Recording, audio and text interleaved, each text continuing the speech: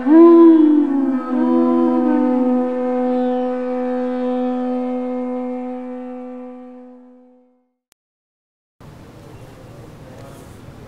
Namo Bhagavate Vasudevaya. Om Namo Bhagavate Vasudevaya. Om Namo Bhagavate Vasudevaya. Narayanam Namaskritya Naram Chaiva Narottamam Devim Saraswatim Vyasam Tato Jayamudirayet Nashtaprayesho Bhadresho Nityam Bhagavata Sevaya Bhagavati Uttama Shloke Bhaktir Bhavati Naishtiki Krishne Swadhamopagate Dhanamagnanathipisaha Kalau Nashtadrisham Esha Puranarko Dhunoditaha Srimad Bhagavatam Ki Jai. This is the Grantharaj, Canto 7, Chapter 14, entitled Ideal Family Life. And today we will begin with text number 19, which appears to be written on the board. We'll also go on to texts 20 through 23 because they're closely related, and may even touch on text 24. So please repeat. Kuryat Apara Pakshiyam Mase Praushtapade Dvijaha Shratham Pitroho Yatha Vittam Tadbandhunam Cha Vittavan Kuryad Apara Pakshiyam Masi Praushtapade Tvijaha Shratham Pitror Yatha Vittam Tadbandhunam Cha Vittavan Kuryat, one should perform. Apara Pakshiyam, during the fortnight of the dark moon. Masi, in the month of Ashvin, October through November. Praushtapade, in the month of Bhadra, August and September. Dvijaha, twice born. Shratham, oblations. Pitroho, unto the forefathers. Yathavittam, according to one's means of income. Tadbandhunam cha, as well as relatives of forefathers. Vittavan, one who is sufficiently rich. Translation. A Brahmana who is sufficiently rich must offer oblations to the forefathers during the dark moon fortnight in the latter part of the month of Bhadra. Similarly, he should offer oblations to the relatives of the forefathers during the Mahalaya ceremonies in the month of Ashvin. There's no purport here, but there is a footnote. Srila Prabhupada writes, the Mahalaya festivals are observed on the 15th day of the dark fortnight of the month of Ashwin and mark the last day of the Vedic lunar year. I'm going to go on to the next group of texts, 20 through 23 because those have a purport. I'll just recite the Sanskrit. You also have it. Ayane vishve kuryat vyatipate dinakshaye chandradityo parage cha dvadashyam shravaneshु cha tritiyayam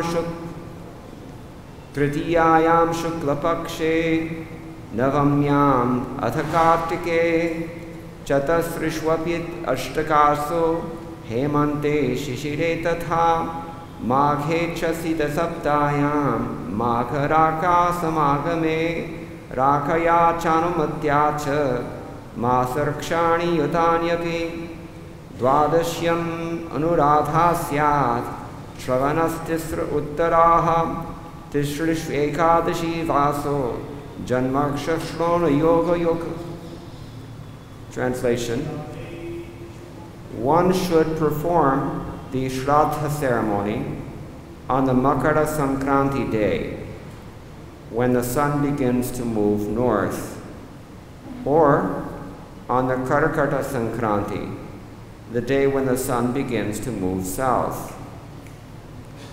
One should also perform this ceremony on the Mesha Sankranti day and the Tula Sankranti day, in the yoga named Vyatipata, on that day in which 3 lunar tithis are conjoined. During an eclipse of either the moon or the sun, on the 12th lunar day, and in the Shravana Nakshatra. One should perform this ceremony on the Akshaya Tritiya day, on the 9th lunar day of the bright fortnight of the month of Kartik, on the 4 Ashtakas in the winter season and cool season, on the 7th lunar day of the bright fortnight of the month of Magha, during the conjunction of Magha Nakshatra and the full moon day, and on the days when the moon is completely full, or not quite completely full, when these days are conjoined with the nakshatras from which the names of certain months are derived. One should also perform the Shraddha ceremony on the 12th lunar day, when it is in conjunction with any of the nakshatras named Anuradha, Shravana, Uttara Phalguni, Uttarashadha, or Uttara Bhadrapada. Again, one should perform this ceremony when the 11th lunar day is in conjunction with either Uttara Phalguni, Uttarashadha, or Uttara Bhadrapada. Finally, one should perform this ceremony on days conjoined with one's own birth star, Janma Nakshatra, or with Shravana Nakshatra. Purport by His Divine Grace A.C. Bhaktivedanta Swami Srila Prabhupada. The word ayana means path or going. The 6 months when the sun moves toward the north are called Uttarayana, or the northern path. And the 6 months when it moves south are called Dakshinayana, or the southern path. These are mentioned in Bhagavad-Gita, chapter 8, text 24 and 25. Which one are we in? Uttarayana or Dakshinayana?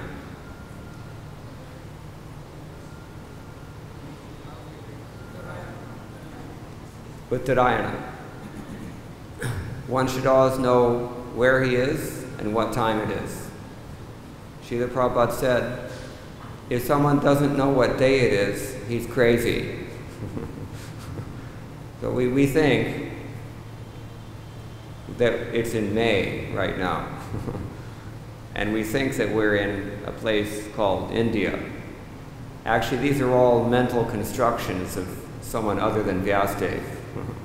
Just good to take note of that. All right, so to continue. The first day when the sun begins to move north and enter the zodiacal sign of Capricorn is called Makara Sankranti, famous day. And the first day when the sun begins to move south and enter the sign of Cancer is called Karkata Sankranti.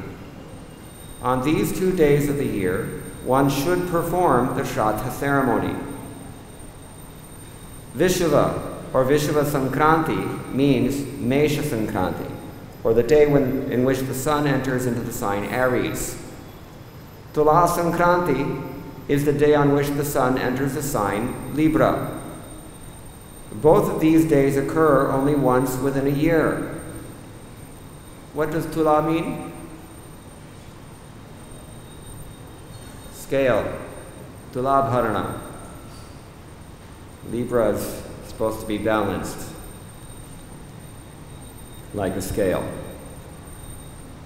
So both these days occur only once within a year. The word yoga refers to a certain relationship between the sun and the moon as they move in the sky. There are 27 different degrees of yoga, of which the 17th is called Vyatipada. On the day when this occurs, one should perform the Shraddha ceremony. A tithi, or lunar day, consists of the distance between the longitude of the sun and that of the moon. Sometimes a tithi is less than 24 hours. When it starts after sunrise on a certain day and ends before the sunrise of the following day, the previous tithi and the following tithi both touch the 24-hour day between the sunrises. This is called Triyaha Sparsha, or a day touched by some portion of 3 tithis.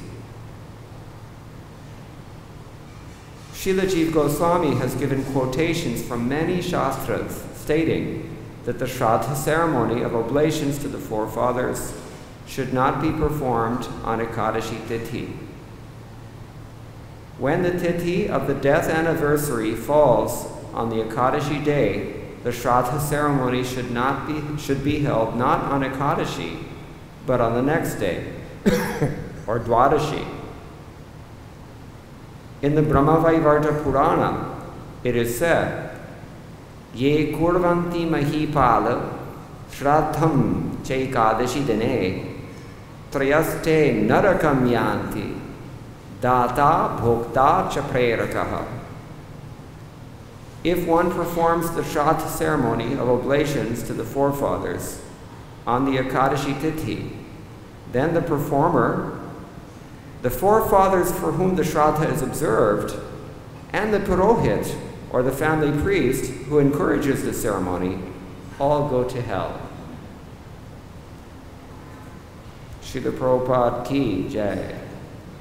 Om Jnana Timirandhasya Jnananjana Shalakaya Chakshuram Militam Yena Tasmai Shri Gurave Namaha Shri Chaitanya Manobhishtam Sthapitam Yena Bhutale Swayam Rupa Kadamahyam Dadati Swapadantikam Vandeham Shri Guroho Shri Yutapadakamalam Shri Gurum Vaishnavamscha Shri Rupam Sagrajatam Sahagaradagunatam Vitam Tam Sajivam Sadvaitam Savadhutam Parijana Sahitam Krishna Chaitanya Devam Shri Radha Krishna Padan Sahagana Lalita Shri Vishakhan Vitamscha He Krishna Karuna Sindho Dinabandho Jagatpate Gopesh Gopika Kanta Radha Kanta Namostute Tapta Kanchana Gaurangi Radhe Vrindavaneshwari Vrishabhanu Sute Devi Pranamami Haripriye Vancha Kalpatarubhyascha Kripa Sindhubhya Evacha Patitanam Pavanebhyo Vaishnavebhyo Namo Namah. Jaya Shri Krishna Chaitanya Prabhu Nityananda Shri Advaita Gadadhara Srivasadi Gaur Bhakta Vrinda. Hare Krishna, Krishna Krishna, Hare Hare, Hare Rama, Rama Rama, Hare Hare. I'm not going to read all of the translations again. There's a reason for that, in case you haven't noticed. This is all very highly technical information, and it's all also mundane information. In case you didn't notice, there's no mention of Krishna anywhere in this passage. In fact, there's no mention of bhakti, and there's no mention of even spiritual life. It is completely mundane, it would seem. Is that true? Well, yes and no. There is nonetheless extensive commentary on this verse by our predecessor acharyas, Sridhar Swami, particularly Jiva Goswami, whom Srila Prabhupada quotes here, and Vishwanath Chakravarti Thakur also.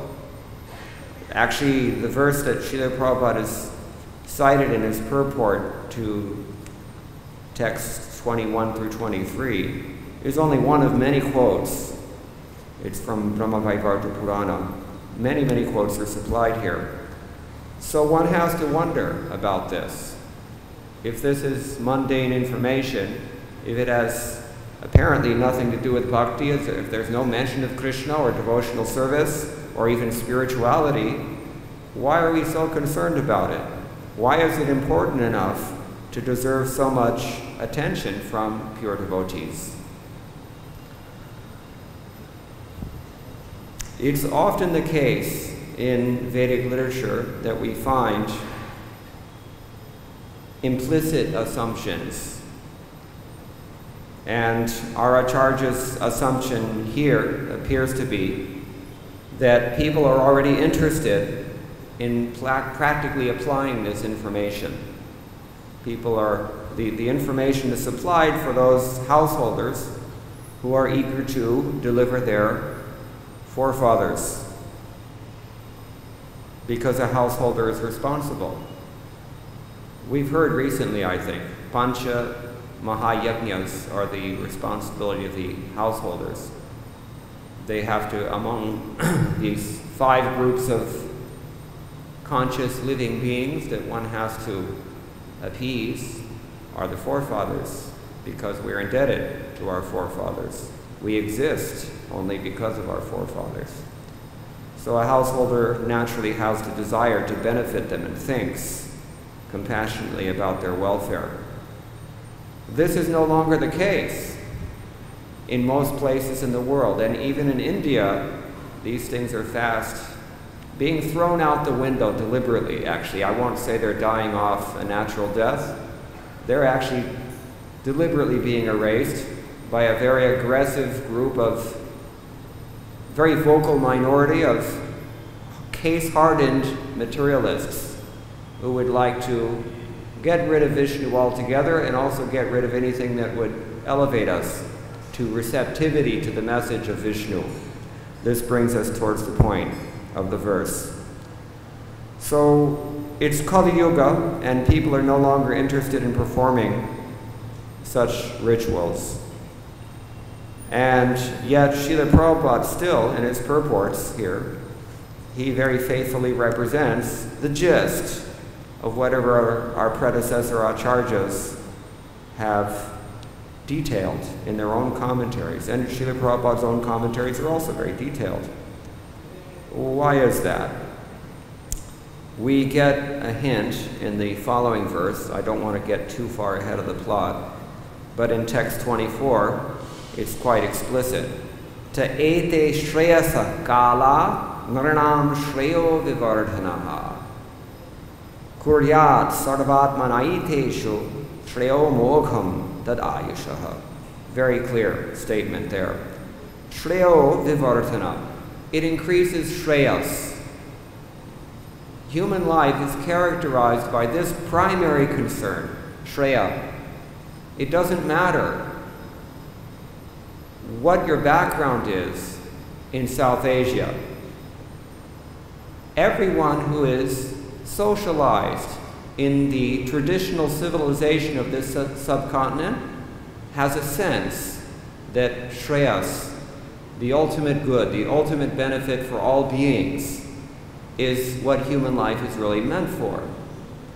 There's one scholar, mundane scholar, named Aravinda Sharma. He used to be in Canada. I'm not sure where he is now, but he wrote an article about just observing that with all the cultural diversity, linguistic diversity, religious diversity, ethnic diversity, political diversity that we see in Europe, South Asia still had a common cultural identity that's identifiable even today.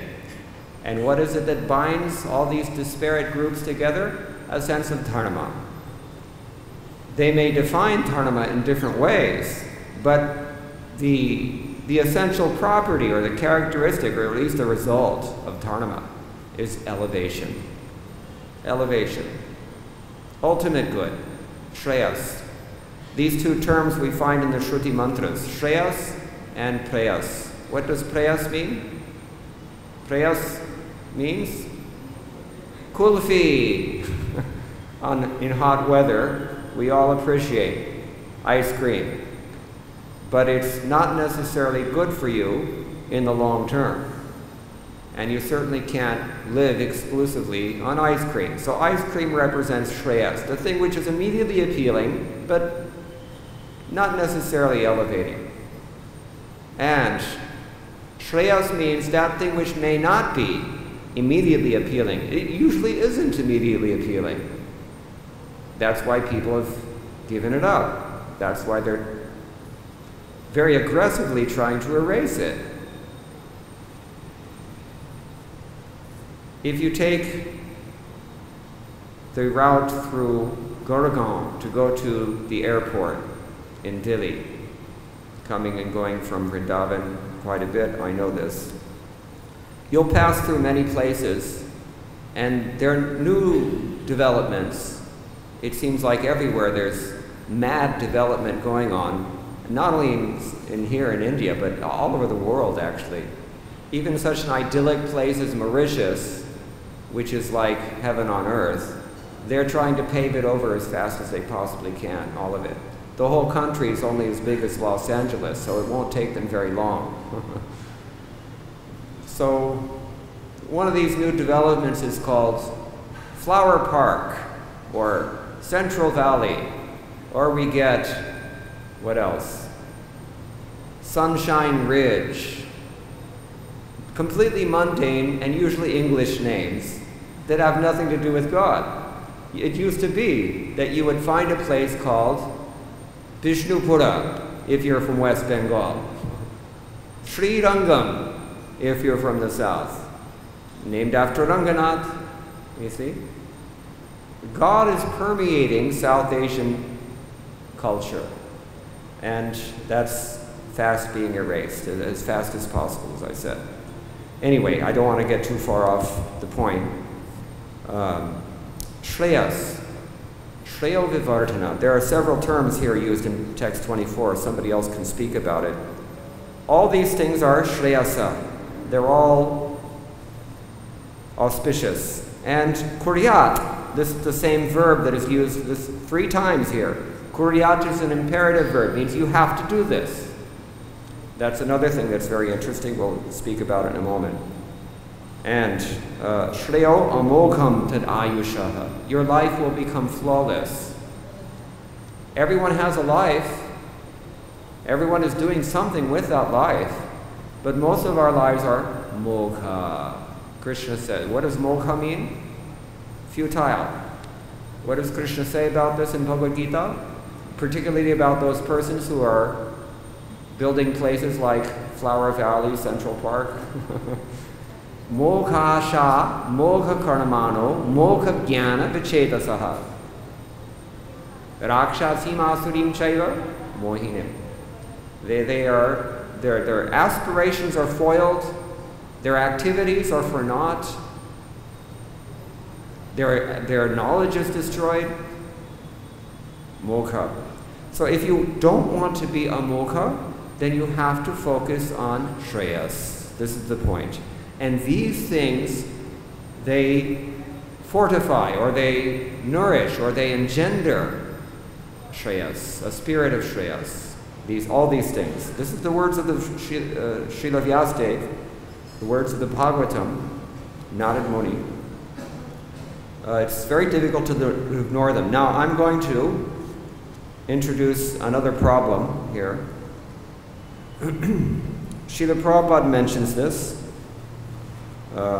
Actually, all Rajarshis, they know this. They understand. And Rajarshi means he's a responsible leader in human society, and he therefore feels some obligation to elevate the people in his charge, the citizens.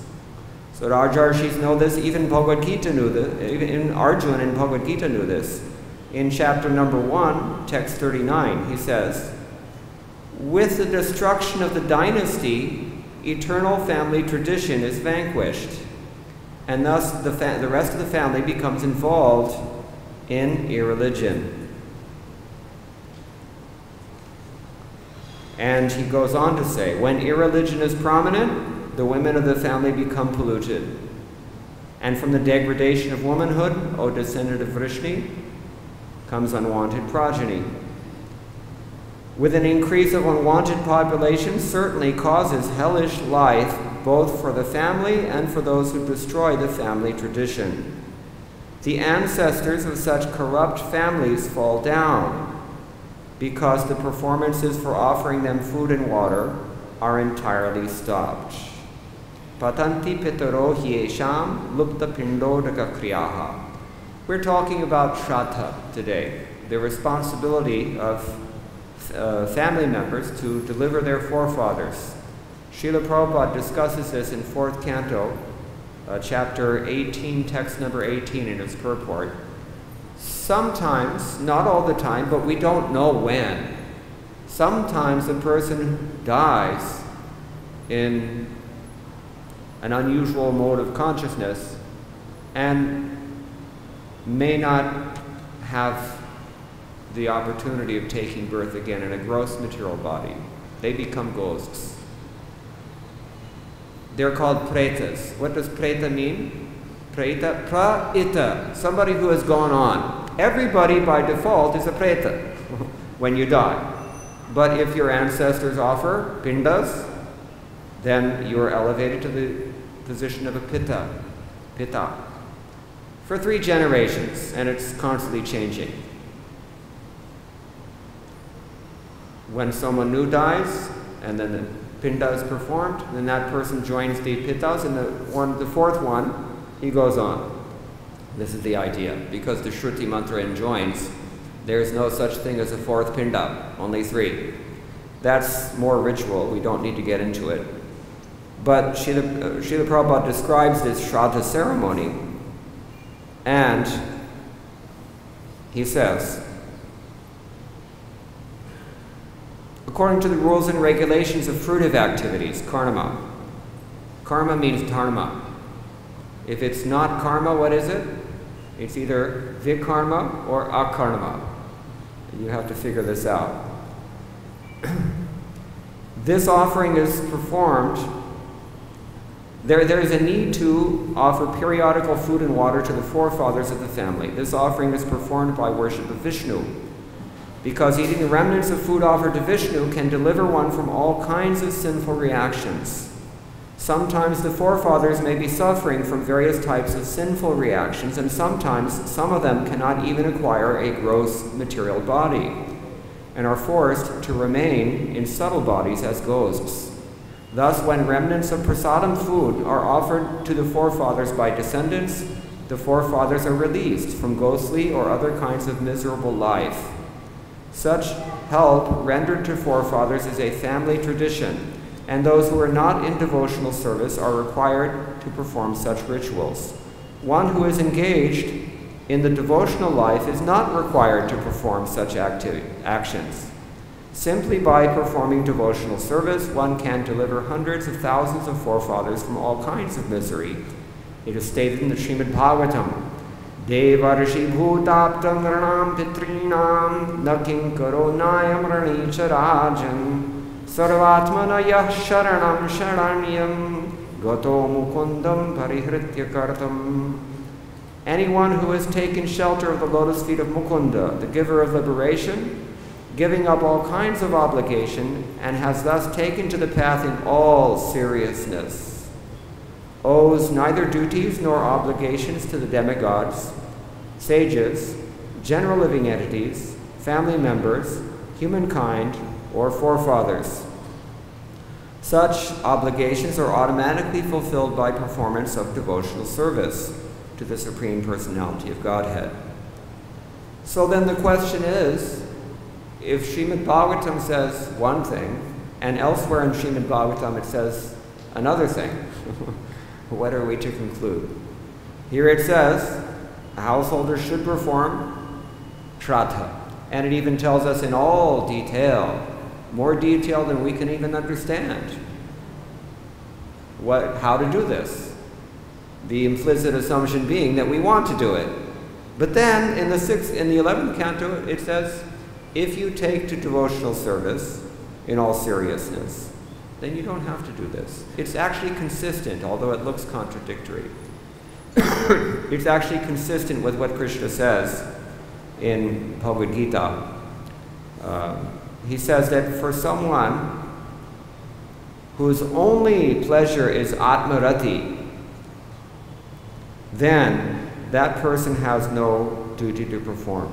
Yastu atmaratireva syat atmatriptascha manavaha atmanyeva cha santushtas tasya karyam na vidyate. Atmarati eva. What does the word eva mean? Only. Only atmarati.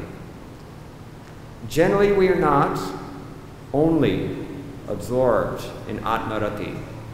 Rati means love, atma means spirituality generally, or spiritual identity, or ultimately Paramatma, the Supreme Personality of Godhead, Supreme Lord. This atmarati has to be there. And similarly, Srila Prabhupada is qualified. When one is a pure devotee, he doesn't have to perform any rituals. Even if he may not perform something, it is overlooked, because he's taken to the conclusion of all rituals, which is pure devotional service. Nonetheless, as I said earlier, we don't know how we're doing, really. We don't know how our forefathers were doing, where they've gone. So many, many people, even devotees, they perform the Shraddha ceremony. And as a matter of fact, it was Lord Chaitanya Mahaprabhu's own example, that he also went to Vishnu Gaya. Vishnu Gaya is such a place, we're getting all detailed instructions about when to perform the Shraddha ceremony here in this passage. But it's described in the, I think it's Garuda Purana, that you can do Shraddha ceremony at any time if you go to Vishnu Gaya and do it there. Anyone here ever been to Vishnu Gaya in Bihar? Very famous place, very nice place. The deity there is Adi Gadadhara, Gadadhara Vishnu. And his lotus feet are represented in the ground there. So people offer Shraddha ceremony there. Every day there are large crowds of people coming from all over the place. So, Srila Prabhupada writes about this in his texts 42 purport also. He says,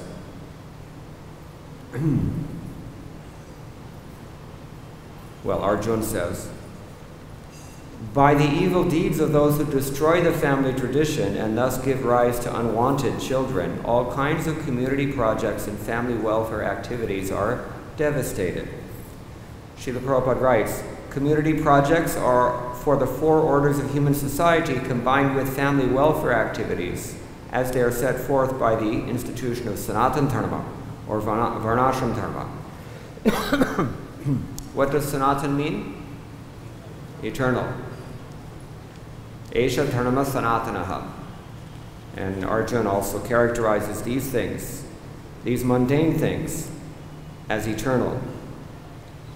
So they're designated to enable the human being to attain his ultimate salvation. This is the Shreyas that we spoke about earlier. Therefore, the breaking of the Sanatan Dharma tradition by irresponsible leaders of society brings about chaos in that society, and consequently people forget the aim of life, Vishnu. Such leaders are called blind, and persons who follow such leaders are sure to be led into chaos. In fact, Arjuna says here, next verse, this is first chapter, text 43 of Bhagavad-Gita, I've heard by disciplic succession that those who destroy family traditions dwell always in hell. So it's serious business, and here it's also pointed out, Srila Prabhupada ends the purport on a very ominous note. If you perform a Shraddha ceremony on Ekadashi, you go to hell, your forefathers go with you, and so does the priest. All right, so even Vaishnavas follow these things, actually. Ramanujacharya, shortly before he disappeared from this world, he gave some important instructions to his followers, and they're still being followed to this day. This is another salient characteristic of South Asian culture. Conservatism is possible in Hindu tradition, Vedic tradition. It is hardly possible, I can say, in modern Western society, which is too passionate to accommodate that idea. When I was in college, they taught us that they have found shards of pottery that are exactly the same shape as this thali and katori that you can purchase in the market even today. But they were from 3,000 years ago.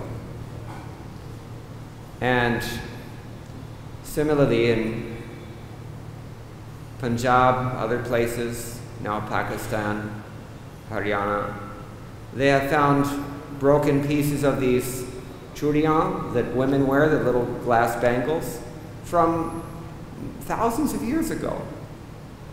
That is called cultural continuity. And there's a reason for it.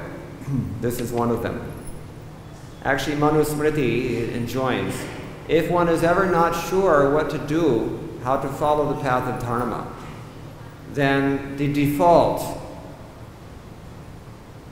imperative is that you simply follow whatever your forefathers have done with the understanding that that is dharma, and you simply follow that thing. Whatever they understood to be dharma, you follow that thing. That, of course, assumes that you're born in Aryavarta, which is North India. That's another matter. But the point is, Ramanujacharya saw the utility of not only Varnashram Dharma in general, Daivi Varnashram in particular, for supporting Krishna consciousness, for supporting pure devotional service. And that's why these instructions are here in the Srimad Bhagavatam. That's why Srila Prabhupada encourages also that they should be followed. That's why all of our acharyas for the last 100 years or so have similarly encouraged us to follow these things. As an adjunct or an aspect of Daivi Varnashram Dharma, Srila Bhaktisiddhanta Saraswati Thakur saw the value of that example, or that Shishtachara, we call it, Sadachara, among the Sri Vaishnavas, and as much as possible he incorporated that within his own institution, Gaudiya Math. He was not acting independently. He was working on the strong desire of his own father, Bhaktivinoda Thakur. If you read Bhaktivinoda Thakur's writings, you can understand. He was very interested in this. Therefore, it's not at all surprising that Srila Prabhupada was likewise interested in implementing the Varnashram culture within the International Society for Krishna Consciousness. This was the example and the precept and the instruction of Guru, Sadhu, and Shastra. In fact, he even went so far as to say that it was the remaining 50% of his mission. And he was on his way to the United States in 1977 with the explicit purpose of personally training his disciples how to live according to Varnashram in his farm community, which he named at that time Gita Nagari. Previously it was called New Varshana. I used to live there. In 1977, Srila Prabhupada changed it to Gita Nagari, and that community is still there. So Srila Prabhupada endorsed these things, and therefore he describes them. That's why they're in the Srimad Bhagavatam. Somebody has to follow them. Srimad Bhagavatam kicks out Kaitava Dharma, and yet it's full of instructions on these mundane topics. We have to understand them in that context, and we have to appreciate their utility. But the way that Srila Prabhupada endorses or encourages these practices is always such that we can never lose sight of the ultimate gain that these things should lead us to, which is not only Shreyas, but in particular, Paro Dharma, pure devotional service. There's a very well-known passage of the Vishnu Purana, 6th book, in which Maharaj Sagar asks his guru. Who is the guru of Sagar Maharaj? Arva Muni. He says, I'm king, I'm responsible for everyone's spiritual upliftment. How am I going to effect that? What should I do to actually help people come to pure devotional service? He was explicitly interested in bringing general masses into pure devotional service. We also have this concern if we are responsible members of ISKCON. So it's something we should listen to. And his long answer, Arva Muni explains, the high point of his answer is, Varna Shrama Charavata Purushena Parapuman Vishnur Aratanam Pungsam. Am I mixed up? Nanyat Tattosha. He goes so far as to say that Varnashram is the way to please Vishnu, and there's no other way to please Vishnu. That also has to be understood in context. His point being that you can hardly take to Krishna consciousness unless you're situated in piety, which is what Krishna himself says in chapter 7, text 28. Who knows the verse? Yesham tu antagatam papam jananam punya karmana te dvanva moha nirmukta bhajante mantra havrataha. If you're interested in sustaining a mature commitment to pure devotional service, Krishna says, this is what you need to do. You need to be situated in piety now, and you have to be relieved of impious reactions from the past. Now, fortunately for us, Krishna consciousness automatically affects both of these things. In that sense, one can say that we don't need to worry about, to say, Panchamaha Yajnas or an ashram dharma even, what to speak of Shraddha ceremony, which in some places is even advised not to perform for Vaishnavas. But this is relative consideration. It depends on how much you're into Krishna consciousness, how deeply you're absorbed, as Prabhupada is qualified here. If he's taken to the path in all seriousness, that indicates exclusive devotion, ananya bhakti, then he doesn't have to worry. In much of the same way that Krishna says, yastu atmaratireva syat. Yastu atmaratireva. If your only interest is in the Atma. To the extent that we are not interested in the Atma, then Srimad Bhagavatam 11th canto, Krishna instructs, we should very carefully follow all the rules and regulations of the Shastras. And we should cultivate sattva guna and continue hearing and chanting until we come to that state wherein we have exclusive and total taste for Vasudeva. This is the point. So Srila Prabhupada says things that appear to dismiss the importance of mundane rituals and mundane duties even within the realm of dharma.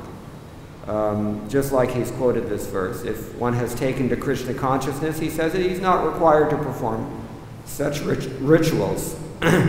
So another point that he stresses with this emphasis is that one should not be drowned in mundane activities and think that that's the all in all. Shrama eva hi kevalam, Srimad Bhagavatam says on the other hand. It's only a waste of time if it doesn't actually lead you to this ultimate shreyas, ultimate dharma, parodharma, pure devotional service. You're wasting your time. Except in that maybe you'll be more receptive to Krishna consciousness the next time some pure devotee comes and tries to offer it to you. But otherwise it's a waste of time. This is described at great length in the next chapter. For those of you who are curious about it, Canto 7, Chapter 15, texts number 1 through 14. They describe all the different modes of cheating religion that one might be absorbed in. So it's to discourage that sometimes we also say these things are not really necessary. So what is the conclusion? This is something Krishna has told Uddhava in the 11th canto. Swe adhikare ya nishtha sa guna parikirtataha. The qualification is to be situated in your own adhikar. If your adhikar is less, then you have to follow the injunctions appropriate to that level of the adhikar. If your adhikar is more, then you are free. Yastu atmaratireva syat. This is the point. And we can't judge ourselves generally. That's why we accept spiritual masters. So yasya prasadan bhagavat prasadam. Yasya prasadan nagati katopi. If the spiritual master is pleased, then we know Krishna is also pleased. If he's not pleased, then how are we going to attain the goal? Whatever the goal is. Okay, so I'm going to stop here. Anybody have any questions or comments on any of this? Yes. That should be a microphone.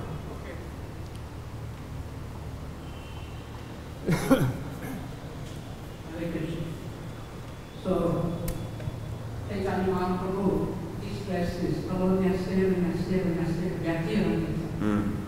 that no karma, no jnana, no. Sorry? 3 times stressing, no other way, no yes, no other way, correct. Krishna Das Kaviraj Goswami says it means no karma, no jnana, or no yoga. Yes. These things are not possible without you. Only the tension of the Holy Name.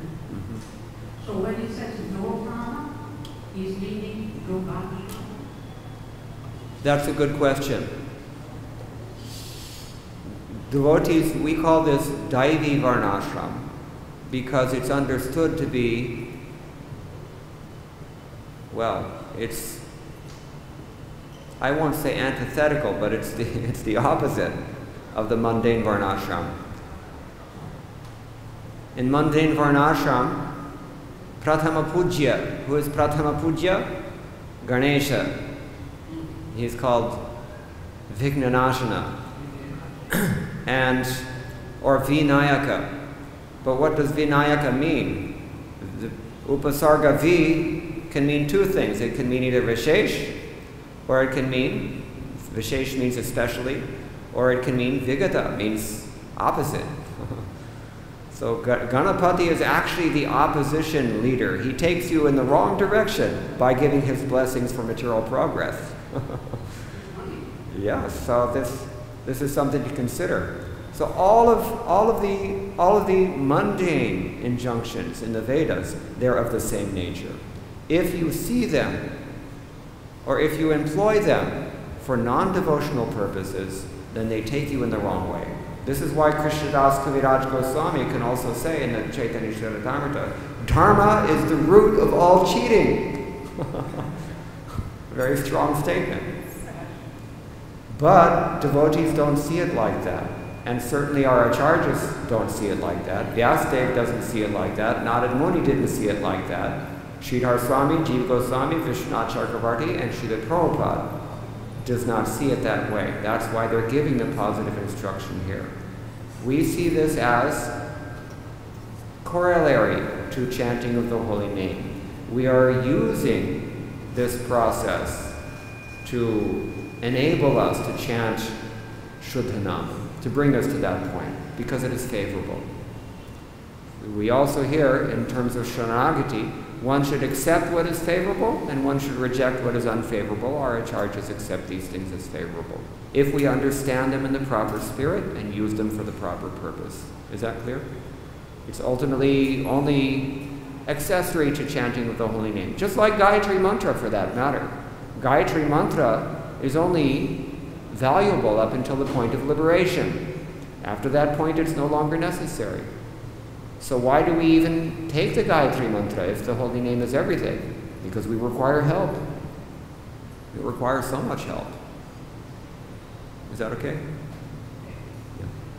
I'm just thinking, sometimes it is said that Varnashram is not known here. It's not the three process of bhakti at all. It's only yoga. Yeah, not at all. Not at all. Not at all. Chanting the holy name, doing Varnashram, worshiping the deity, living in the holy Dham, associating with the yoga. These are the five principal things that are coming out. That's right.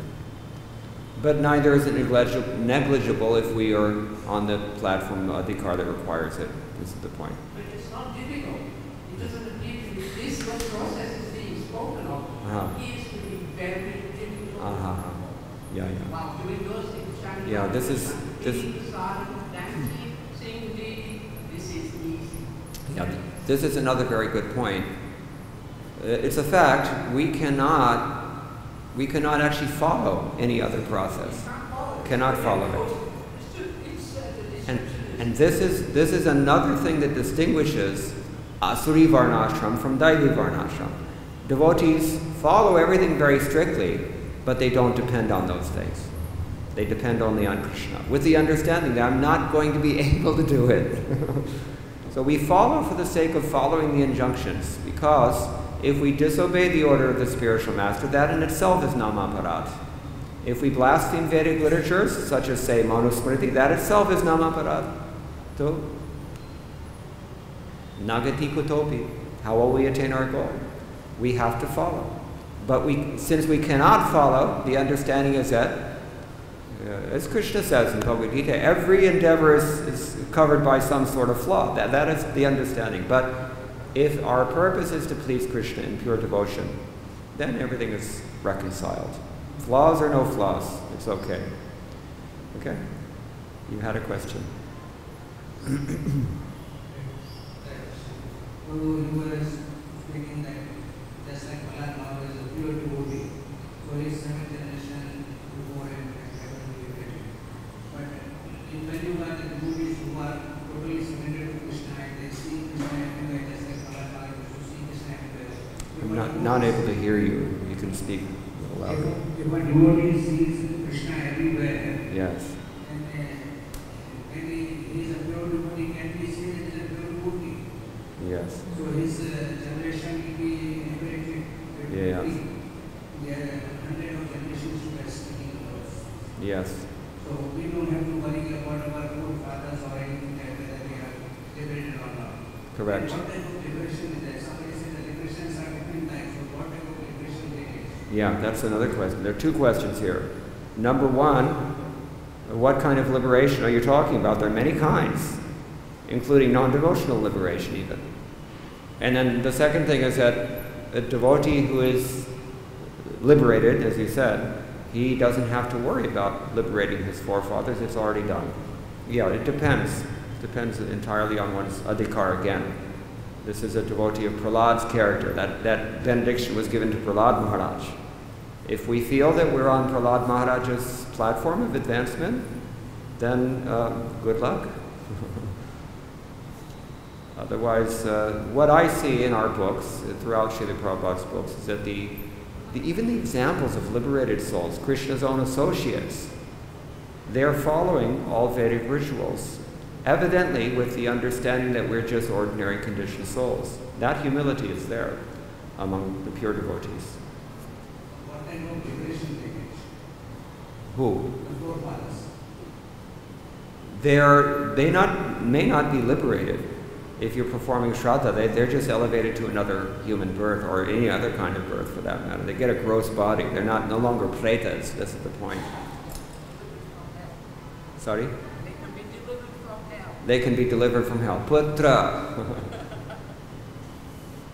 So, yeah, they're not necessarily liberated, but at least they can come up. This is the point. Okay? Just like Srila Prabhupada said, if somebody takes prasadam, is accustomed to taking Krishna prasadam, he at least gets a human birth. So, like that. This is the benefit. All right, we'll stop here. Thank you very much. All glories to Srila Prabhupada.